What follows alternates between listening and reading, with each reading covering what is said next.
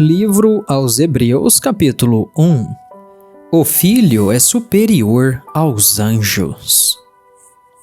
Deus, que várias vezes e de diversas maneiras falou no passado aos pais pelos profetas, nestes últimos dias falou-nos pelo seu Filho, a quem constituiu herdeiro de todas as coisas, por quem fez também os mundos.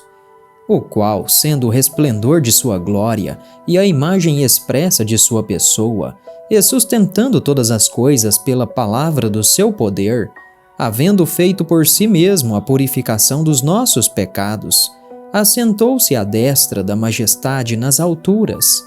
Tendo sido feito tanto melhor do que os anjos, assim obteve por herança um nome mais excelente do que eles. Porque a qual dos anjos disse ele alguma vez: Tu és meu filho, neste dia te gerei. E outra vez: Eu serei para ele um pai, e ele será para mim um filho. E outra vez, quando traz ao mundo o primogênito, diz: E que todos os anjos de Deus o adorem. E dos anjos diz: Quem faz dos seus anjos espíritos e de seus ministros uma chama de fogo. Mas ao Filho ele diz: Teu trono, ó Deus, é para sempre e sempre. Cetro de justiça é o cetro do teu reino. Amaste a justiça e odiaste a iniquidade. Por isso Deus, também o teu Deus, te ungiu com o óleo da alegria, mais do que a teus companheiros. E tu, Senhor, no princípio estabeleceste a fundação da terra, e os céus são as obras de tuas mãos. Eles perecerão, mas tu permaneces, e todos eles envelhecerão como acontece com a vestimenta. E como um manto, tu irás dobrá-los, e eles serão mudados. Mas tu és o mesmo, e os teus anos não falharão. Mas a qual dos anjos disse ele alguma vez: Assenta-te à minha destra, até que ponha os teus inimigos por escabelo de teus pés? Não são todos eles espíritos ministradores, enviados para servir aqueles que serão herdeiros da salvação?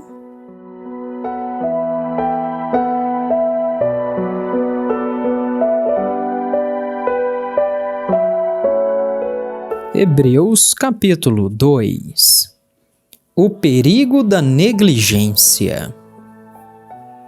Portanto, convém-nos atentar com a mais zelosa atenção às coisas que temos ouvido, para que em nenhum momento as deixemos escapar.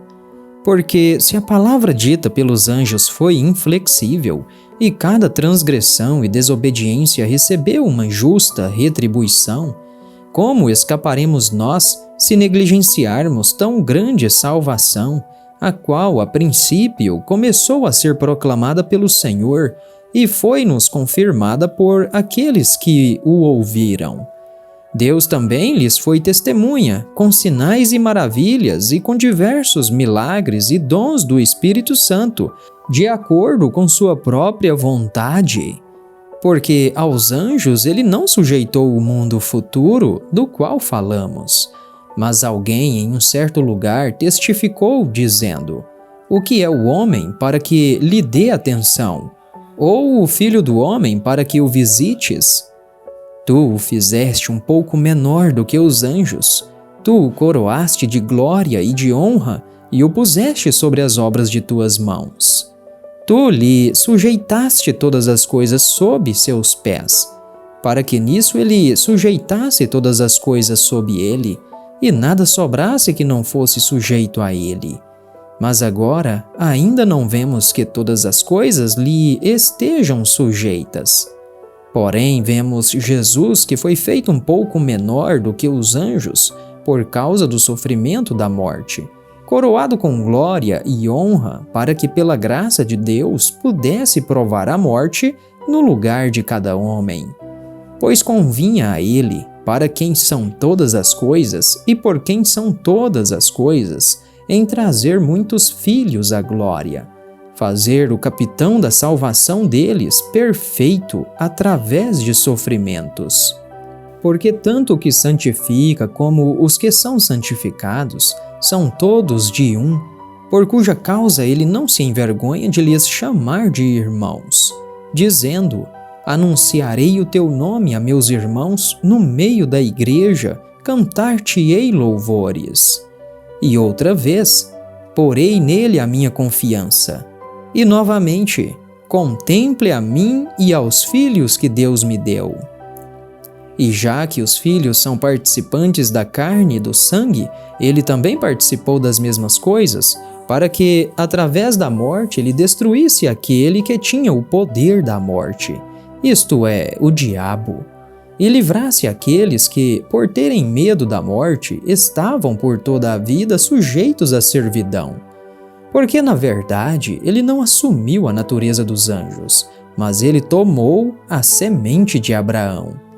Por isso, em todas as coisas, convinha-lhe que fosse feito semelhante aos irmãos, para que fosse um sumo sacerdote misericordioso e fiel em todas as coisas que pertencessem a Deus, para operar a reconciliação por causa dos pecados do povo. Porque naquilo que ele mesmo sofreu, sendo tentado, ele pode socorrer aos que são tentados.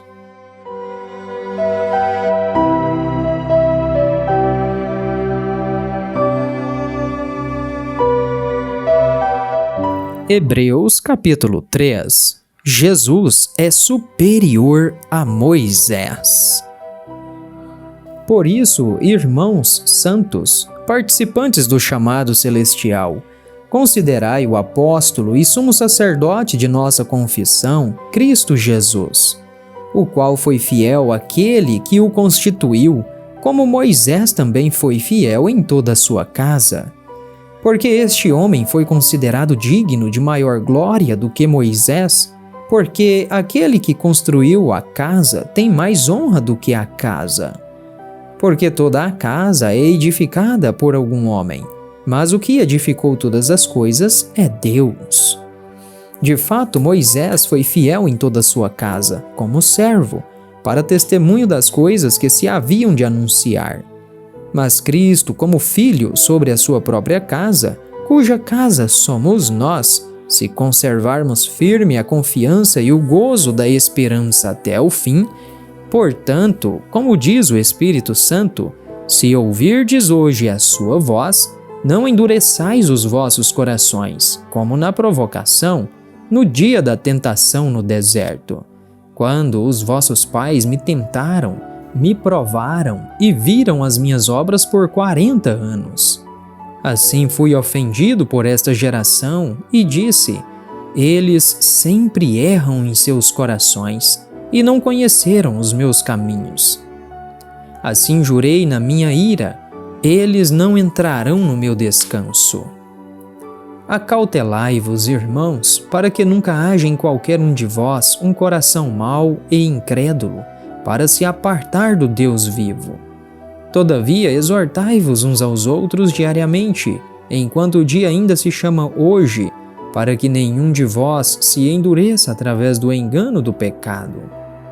Porque nós somos feitos participantes de Cristo, se mantivermos firmemente o princípio da nossa confiança até o fim. Enquanto se diz: hoje, se ouvirdes a sua voz, não endureçais os vossos corações, como na provocação. Porque alguns, quando a ouviram, o provocaram, porém nem todos os que saíram do Egito por meio de Moisés. Mas quem o ofendeu durante 40 anos? Não foram aqueles que pecaram, cujos corpos caíram no deserto? E a quem jurou ele que não entraria no seu repouso, senão aos que foram desobedientes? Então, vemos que eles não puderam entrar por causa de sua incredulidade.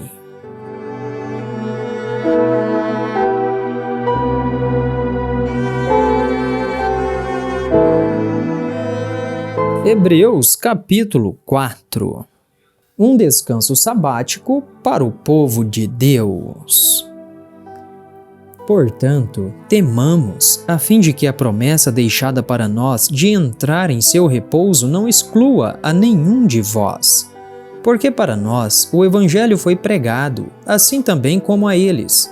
Mas a palavra pregada não lhes serviu, não estando esta misturada com a fé daqueles que a ouviram. Porque nós que temos crido, entramos no repouso, tal como ele disse. Assim como jurei na minha ira, eles não entrarão no meu repouso, embora as obras estivessem consumadas desde a fundação do mundo. Porque ele falou em um determinado lugar do 7º dia, e Deus repousou no 7º dia de todas as suas obras. E neste lugar novamente, não entrarão no meu repouso. Vendo, portanto, que ainda há alguns que devem entrar e que aqueles que primeiro receberam a pregação não entraram por causa da incredulidade, novamente ele determina um certo dia, dizendo através de Davi: Hoje, depois de muito tempo, como está dito, hoje, se ouvirdes a sua voz, não endureçais os vossos corações. Porque se Jesus lhes houvesse dado repouso, não teria falado depois disso a respeito de um outro dia. Portanto, ainda resta um repouso para o povo de Deus. Porque aquele que entrou no seu repouso também cessou as suas próprias obras, assim como Deus repousou das suas. Esforcemo-nos, portanto, para entrar naquele repouso, a fim de que nenhum homem caia no mesmo exemplo de incredulidade. Porque a palavra de Deus é viva e poderosa, e mais afiada do que qualquer espada de 2 gumes, penetrando até a divisão da alma e do espírito, e das juntas e medulas, e discerne os pensamentos e intenções do coração. E não há criatura alguma que não se manifeste à sua vista. Porém, todas as coisas estão nuas e abertas aos olhos daquele a quem temos de prestar contas. Sabendo que temos um grande sumo sacerdote que adentrou os céus, Jesus, o Filho de Deus, retenhamos firmemente a nossa fé. Porque não temos um sumo sacerdote que não possa ser tocado com o sentimento de nossas fraquezas, porém um que, em todos os pontos, foi tentado, assim como nós, porém sem pecado. Portanto, acheguemo-nos confiantemente ao trono da graça, para que possamos obter misericórdia e achar graça e auxílio em tempo de necessidade.